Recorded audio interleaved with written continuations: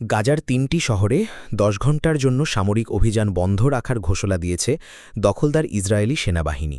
ঘোষণায় বলা হয়েছে, এই সামরিক যুদ্ধবিরতি মানবিক সহায়তা পৌঁছাতে সহায়ক হবে। কিন্তু বিশ্লেষকরা মনে করছেন, এই ঘোষণার আড়ালে হয়তো লুকিয়ে আছে নতুন কোনো নিষ্ঠুর পরিকল্পনা। মূল প্রশ্ন হচ্ছে, যেখানে ফিলিস্তিনিদের রক্তে হাত রঞ্জিত করেছে ইসরায়েল, সেখানে হঠাৎ করে এই মানবিক ভাবমূর্তি তুলে ধরার পেছনে আসল উদ্দেশ্য কী?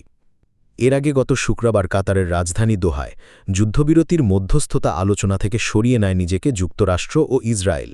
যুক্তি দেখানো হয়, হামাস আলোচনায় আগ্রহী নয়, অথচ বাস্তবে হামাস বারবার বলেছে তারা যুদ্ধবিরতির শর্ত নিয়ে আলোচনায় প্রস্তুত। ইসরায়েলি বাহিনী গাজায় হামাসের বিরুদ্ধে সংঘাত শুরুর পর থেকেই একাধিকবার খাদ্য, চিকিৎসা ও মানবিক সাহায্য প্রবেশের পথ বন্ধ করে দেয়, নৃশংসভাবে চাপিয়ে দেয় দুর্ভিক্ষ। জাতিসংঘের হিসাব বলছে, গত কয়েকদিনেই অনাহারে প্রাণ হারিয়েছে অন্তত ৩০ জন ফিলিস্তিনি, যাদের মধ্যে শিশুর সংখ্যাই বেশি। এই বাস্তবতায় রোববার ঘোষণা আসে ইসরায়েলি সামরিক বাহিনী আইডিএফের পক্ষ থেকে।